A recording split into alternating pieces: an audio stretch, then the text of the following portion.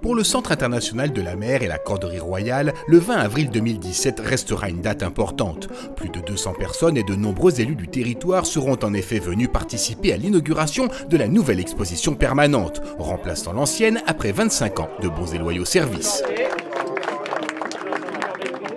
Et donc on a complètement refait l'accueil, on a complètement refait le spectacle introductif, et on a complètement refait le parcours d'exposition à partir d'éléments complètement nouveaux et différents. Voilà, donc pour nous c'est un très gros chantier, c'est un vrai investissement de la part de notre association. On a travaillé avec des équipes parisiennes, avec qui on a l'habitude de travailler pour concevoir et élaborer des expositions. Mais là on a travaillé très vite, avec peu de moyens et de manière très collective, ce qui fait que voilà, c'est vraiment un travail à plusieurs. Alors il y a plusieurs challenges. Il y a un challenge budgétaire qui est assez corsé dès le départ puisqu'on est dans un aménagement permanent qui nécessite un investissement lourd généralement. Ici on travaille avec une association donc on n'est pas dans la même démarche. En même temps on a voulu s'investir dans cette démarche-là. C'est notre état d'esprit aussi à l'agence La Fabrique Créative. C'est de s'investir avec des gens en partenariat dans une démarche conjointe du début à la fin et dans un investissement partagé. Le second, c'est l'espace. Donc on vient s'installer de manière humble dans ce lieu. On a une approche en fait différente, plus délicate. Voilà. Et donc ce qu'on va y placer, on ne le fait pas comme dans une exposition qui serait installée dans une boîte noire par exemple. Donc on va réfléchir à la relation du bâtiment et du contenu qu'on installe. Les mots d'ordre, c'était de pouvoir rendre cette scénographie beaucoup plus ludique, adaptée aux enfants comme aux parents, et que ce soit un parcours un peu initiatique, un parcours fait d'expériences. Vous pouvez toucher les matériaux, il y a des questionnements, il y a des quiz. À fur et à mesure du parcours, vous apprenez des choses, et à fur et à mesure que vous apprenez ces choses, il y a des temps de questionnement. On n'est pas dans un musée, on est dans un centre d'interprétation. Il y a quelques objets.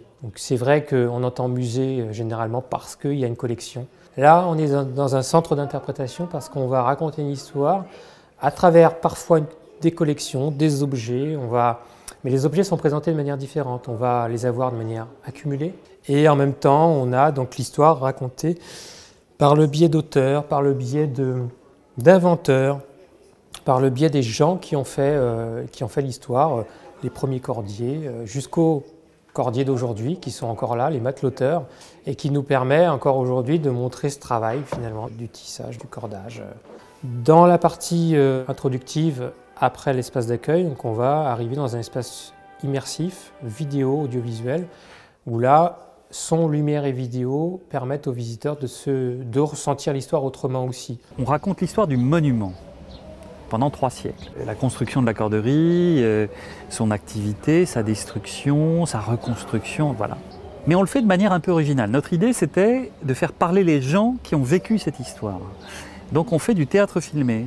On est à la fois face à l'image et on a des images sur les côtés. Donc c'est un spectacle complètement immersif avec des effets de son et des effets de lumière. On a joué sur un rythme différent de parcours du visiteur qui va alterner par des moments contemplatifs et puis des moments participatifs où au contraire il va être vraiment acteur de son parcours et de sa déambulation. Le concept autour duquel on s'est organisé, c'est une vie d'atelier.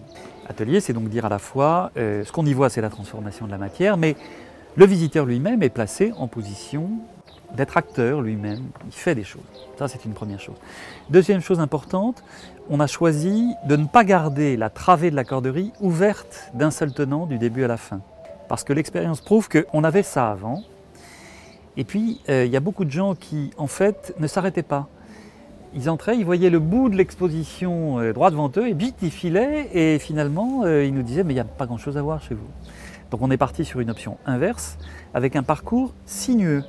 L'idée étant que les visiteurs puissent aller de surprise en surprise, ou de découverte en découverte. On la voulait un peu comme une flânerie, cette exposition. On veut butiner à droite à gauche et c'est finalement ce qui en ressort. Les gens s'y sentent bien. Donc déjà, voilà, on s'y sent bien, c'est déjà fort. Et en plus de ça, on y découvre des choses et on en apprend. C'est l'essentiel de notre métier. Donc là, on est content et satisfait de l'entendre. Et puis, dernier élément très important également pour nous, c'est la médiation humaine. On voulait absolument que l'homme soit présent du début à la fin de ce projet. Donc, dans le premier atelier filage, on voit un personnage du XVIIe dans un hologramme qui explique comment on faisait un fil de toute éternité, au XVIIe, mais aujourd'hui encore. Dans la partie centrale comme étage, c'est un guide de la corderie qui prend la parole et qui explique comment on fabrique un cordage. Et puis dans le troisième atelier, c'est un expert en matière de nœuds marins qui explique comment on fait un nœud. Et voici. Ah oui, c'est joli. Généralement, on travaille avec des entreprises extérieures, ce qui est plus facile pour nous parce qu'en tant que maître d'œuvre, on doit aussi imposer notre vision des choses et notre qualité, on va dire, notre niveau de qualité. Là, c'est difficile puisque c'est fabriqué en interne, mais pourtant, c'est très bien fait et c'était vraiment un travail d'équipe. Ce n'est pas simplement mon projet, ni celui d'Arnaud qui a été le commissaire, c'est vraiment le projet de l'équipe. Ça, c'est formidable, voilà, parce que tout d'un coup, on partage quelque chose et pour moi, ça restera un formidable souvenir. Et ça, pour nous, c'était important de montrer que le CIM est un partenaire pour l'ensemble des acteurs de l'Arsenal et nous avons pour ambition de fédérer tous ces acteurs parce que ça n'est pas en restant chacun un peu chez soi avec ses petites préoccupations que nous arriverons à faire rayonner l'ensemble de la région sur le plan touristique.